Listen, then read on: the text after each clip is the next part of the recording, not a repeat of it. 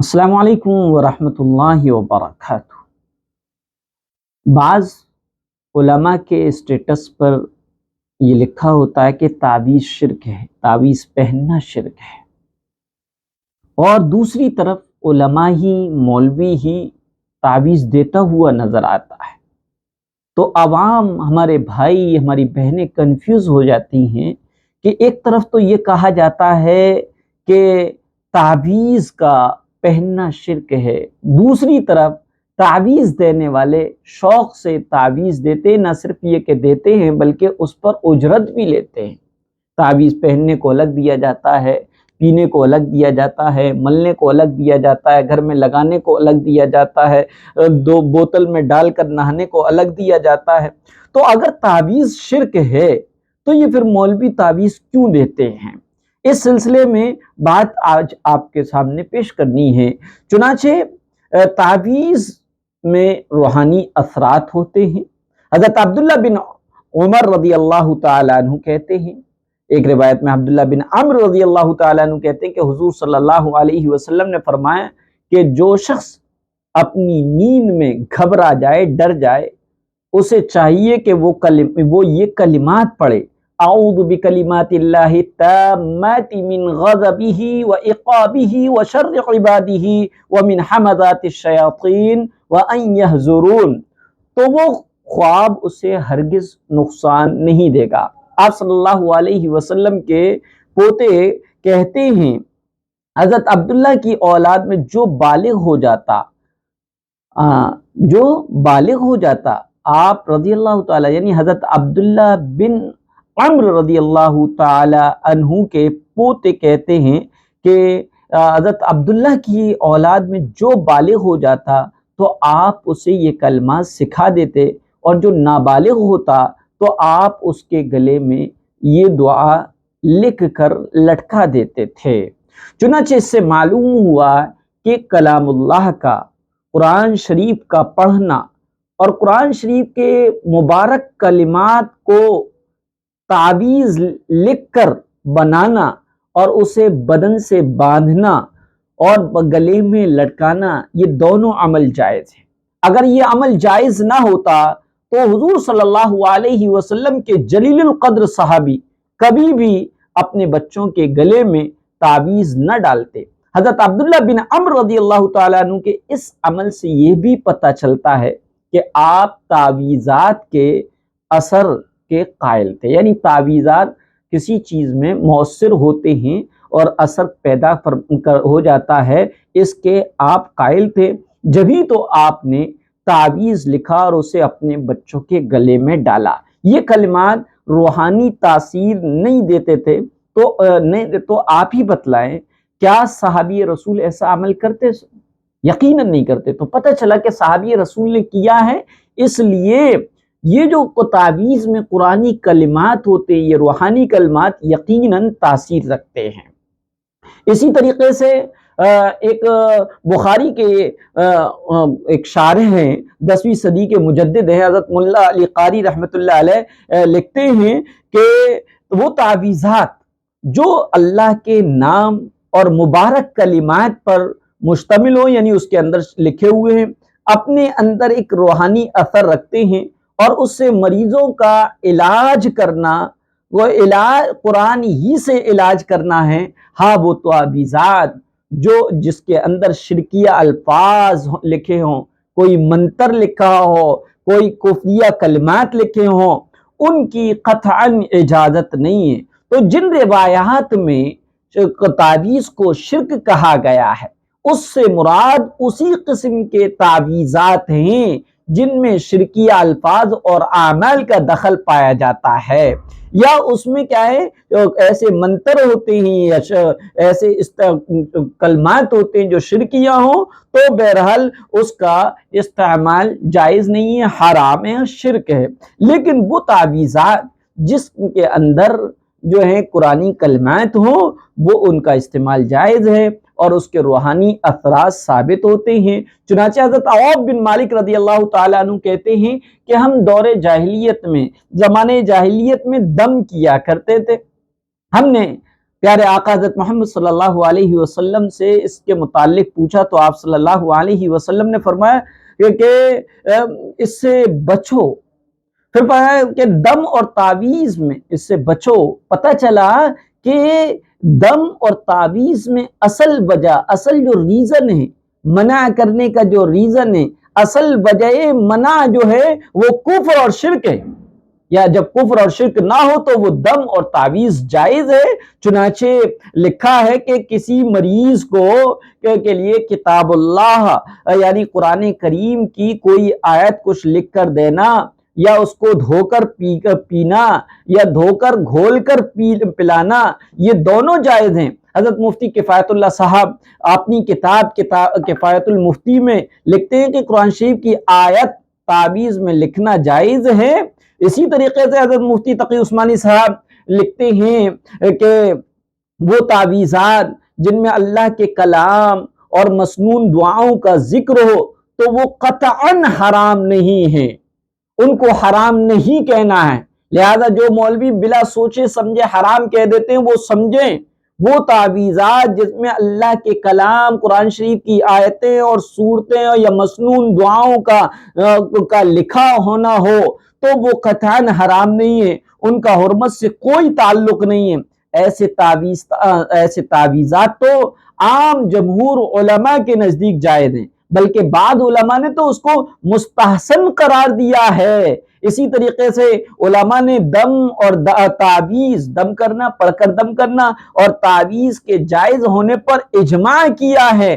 ہاں اس میں تین شرطیں پائی جائیں گی تو تعویذ بھی جائز ہے، دم کرنا بھی جائز ہے، تعویذ کو گلے میں لٹکانا بھی جائز ہے، تعویذ کو گھول کر پینا بھی جائز ہے. پہلی شرط وہ اللہ کے کلام یا اللہ کے 99 ناموں میں سے یا اس کی صفات میں پر مشتمل ہو یا احادیث میں آئی ہوئی دعا اور کوئی ذکر اس کے اندر لکھا ہو. دوسری شرط وہ عربی زبان یا پھر ایسی زبان میں ہو جس کا سمجھ میں آ جائے، جو سمجھ میں آتی ہو. تیسری شرط یہ ہے کہ یہ یقین رکھنا کہ اس میں بذات خود کوئی اثر نہیں ہے بلکہ مؤثر حقیقی اللہ رب العزت کی ذات ہے. تو پتہ چلا کہ تین شرطیں، یعنی کہ تعویذات جو ہیں اس میں جو لکھی گئے ہوں وہ اللہ کی کتاب کی کوئی آیت یا صورت ہو، احادیث میں آئی ہوئی کوئی کیا ہے دعا ہو یا ذکر ہو، یا اللہ کے صفاتی ناموں میں سے کوئی نام ہو یا ذاتی نام ہو. اسی طریقے سے اس میں کیا ہے شرکیہ الفاظ نہ ہو، اور تعویذ ایسی زبان میں ہو جس کا سمجھنا آسان ہو، عربی میں ہو یا کوئی ایسی زبان میں ہو. اسی طریقے سے جائز مقصد کے لیے ہو. اور تیسری شرط یہ ہے کہ یہ یقین رکھا جائے کہ تعویذ خود اپنی آپ میں کوئی اثر نہیں رکھتا بلکہ اللہ رب العزت کی ذات ہی اثر رکھنے والی ہے. بہرحال قرآنی آیات کے ذریعے سے دم کرنے میں علماء کا اختلاف ہے کہ کسی کاغذ پر قرآن کی آیت لکھ کر مریض کے جسم پر باندھ لیا جائے یا کسی برتن میں آیت لکھ کر دھویا جائے اور مریض کو پلایا جائے.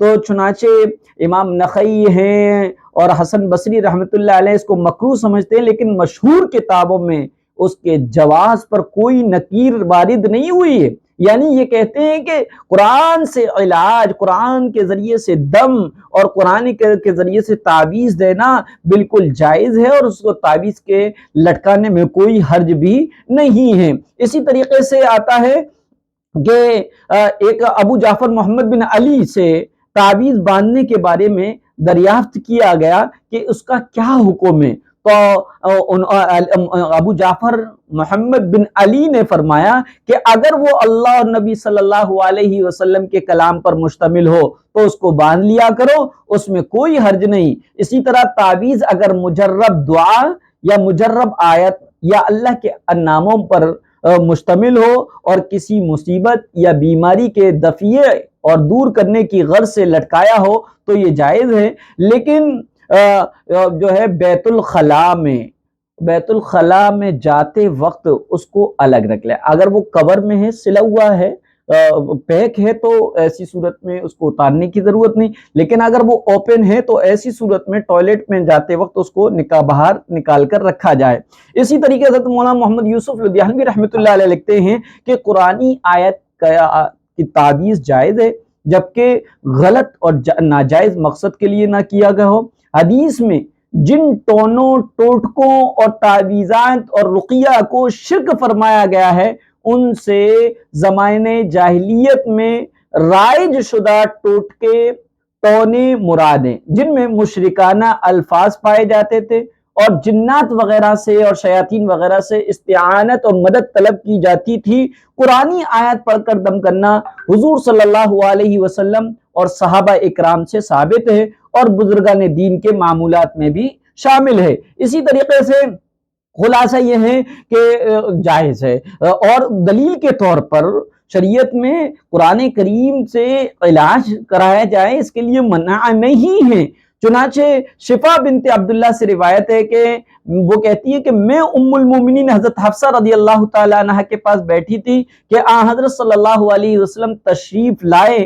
آپ نے مجھے کہا اے شفا کیا تو انہیں یعنی حضرت حفصہ رضی اللہ تعالیٰ عنہ کو نملہ کا دم نہیں سکھا دیتی جیسا کہ تو نے انہیں لکھنا سکھا دیا ہے۔ اس سے معلوم ہوتا ہے کہ وہ دم اور تعویذ جس میں کفر اور شرک اور غیر معروف الفاظ نہ ہوں اور الفاظ میں ذاتی تاثیر نہ سمجھی جائے اس کے منع ہونے پر، اس کے حرام ہونے پر، اس کے ناجائز ہونے پر کوئی دلیل وارد نہیں ہوئی، بلکہ کیا ہے اس کو سنت کہا گیا ہے۔ اسی طریقے سے آیات قرآنیہ، کلمات صحیحہ اور دعائیہ جو ثابت ہیں ان کا تعویذ بنانا جو ہے جائز ہے۔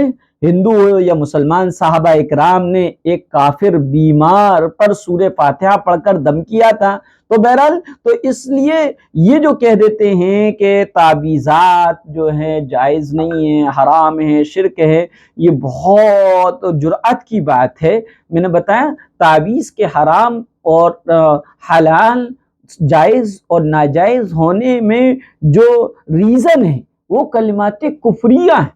وہ تعویذات جس میں کلمات کفریہ ہوں، ناجائز مقصد کے لیے کیا گیا ہو اور یا اس کو ہی مؤثر حقیقی سمجھا جائے تو پھر ایسی صورت میں جو ہے جائز نہیں ہوگا۔ خلاصہ یہ کہ ان تمام دلائل سے یہ بات واضح ہو گئی کہ علاج قرآن سے کہ قرآن جائز ہے، قرآن سے علاج کی ایک شکل اور صورت تعویذ بھی ہے اور اس کے روحانی اثرات کا انکار نہیں کیا جا سکتا۔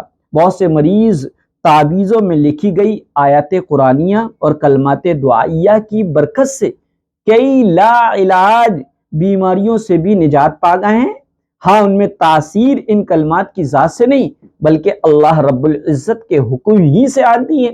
لہذا یہی وجہ ہوتی ہے کہ ایک تعویذ ایک کے لیے نفع بخش ہوتا ہے، دوسرے کے لیے وہ کیا ویسی کا ویسی رہتا ہے۔ لہذا ان تعویذات اور دموں میں کوئی روحانی تاثیر نہ ہوتی اور اس کا باطنی فائدہ نہ ہوتا تو حضور صلی اللہ علیہ وسلم سونے سے پہلے قرآن کی آخری 3 سورتیں پڑھ کر اپنے ہاتھوں پر پھونک نہ مارتے اور انہیں اپنے بدن پر نہ ملتے۔ آپ صلی اللہ علیہ وسلم یہ عمل 3 مرتبہ فرماتے، حتیٰ کہ مرض الوفات میں جب پیارے آقا حضرت محمد صلی اللہ علیہ وسلم پر انتہائی درجے کی کمزوری ہو گئی اور اس کمزوری کی وجہ سے آپ خود ایسا نہ کر سکے تو اما عائشہ رضی اللہ تعالی عنہا نے انہی صورتوں کو پڑھا اور آپ کے ہاتھوں پر پھونک لگائی اور پھر آپ صلی اللہ علیہ وسلم کے ہاتھوں کو آپ کے بدن پر مل لیا۔ ایک مرتبہ حضرت جبریل علیہ السلام نے بھی آپ صلی اللہ علیہ وسلم کو دم کیا تھا۔ حضرت صلی اللہ علیہ وسلم کا ان صورتوں کو پڑھ کر ہاتھوں پر دم کرنا اور اپنے ہاتھوں سے پورے بدن کو ملنا اس بات کا پتہ دیتا ہے کہ ان آیات میں ضرور روحانی اثر ہے اور یہ شیطانی اثرات سے بچانے کا ایک خاص عمل ہے جو بظاہر نگاہوں سے چھپا ہوا ہے لیکن باطنی آنکھ والے ان کی تاثیرات کھلے طور پر دیکھتے ہیں اور پڑھنے کے ساتھ ہاتھ پھیرنا یہ بھی ہرگز منع نہیں ہے۔ تو پتہ چلا دم اور تعویذ میں وہی فرق ہے جو کلام میں اور کتاب میں، دونوں کا اپنا اپنا مقام ہے اور دونوں کا اپنا اپنا احترام ہے۔ مقام دیکھیے دم کیا ہے؟ پڑھ کر دم کرنا، اور تعویذ کیا ہے؟ اس کو لکھنا۔ جیسے کلام اور کتاب، کلام اللہ کی ذات ہے، کہیں سے نکلا ہوا اللہ کی ایک صفات ہے، اور کتاب قرآن کو بھی کہتے ہیں، تو وہ کتاب کہتے ہیں جو صحیفے اور کاغذات میں جو حروف اور نقوش لکھے ہوئے ہیں۔ تو یہ جس طریقے سے کلام اور کتاب کا فرق ہے، اسی طریقے کا سے دم اور تعویذ کا فرق ہے، لیکن دونوں ہی اپنے اپنی جگہ پر اپنا احترام ہے۔ لیکن تعویذ کے سلسلے میں بعض جو ہے فحش غلطیاں سرزد ہو جاتی ہیں، جس کی جو ہے اصلاح بہت ضروری ہے اور اس کو سمجھ لینا چاہیے۔ بعض زائلوں نے لکھا ہے کہ مسلمانوں کی خیر خواہی کے لیے بوقت ضرورت شرکیہ الفاظ سے دم کرنا جائز ہے، تو یہ بالکل غلط ہے اور اس کا شریعت میں بالکل ثبوت نہیں ہے۔ اسی طرح اکثر عوام عملیات اور تعویذ وغیرہ کو ایک ظاہری تدبیر سمجھ کر نہیں کرتے، بلکہ اس کو آسمانی اور ملکوتی یعنی فرشتوں کی طاقت جو اور پاور چیز سمجھ کر کرتے ہیں۔ یہی وجہ ہے کہ تعویذ گنڈوں کے متعلق عوام کے عقائد نہایت برے ہیں۔ حالانکہ عملیات، تعویذ اور گنڈے وغیرہ بھی طبی دواؤں کی طرح،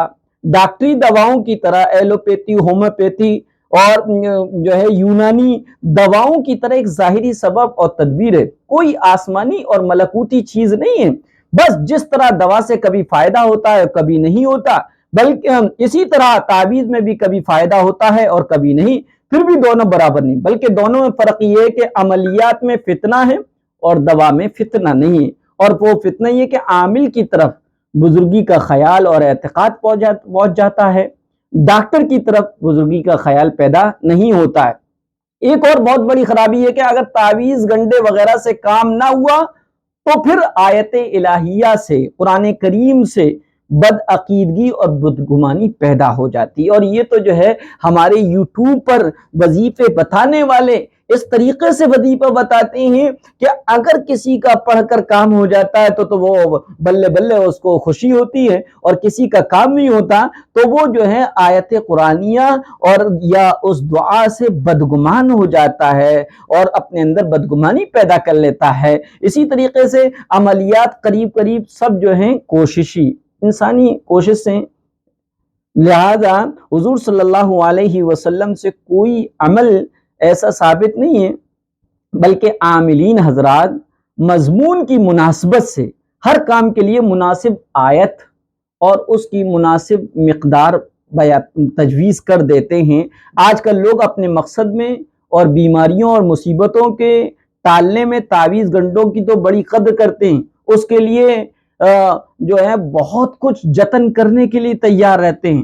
جو اصل تدبیر ہے یعنی اللہ سے دعا مانگنا، اس میں غفلت برتتے ہیں۔ میرا تجربہ تو یہ ہے کوئی نقش اور تعویذ دعا کے برابر مؤثر نہیں ہے، بشرطے کہ دعا تمام آداب اور شرائط کی رعایت رکھے ہوئے مانگی جائے۔ خلاصہ یہ کہ تعویذ بذات اپنے ذات میں جائز ہے، لیکن شرط یہ کہ مذکورہ 3 شرطوں کی رعایت رکھی جائے، اور جو ہے ناجائز اعتقادات جو میں نے بتایا تھا وہ تعویذات سے اور عملیات اور تعویذات دینے والوں سے متعلق قائم نہ ہو۔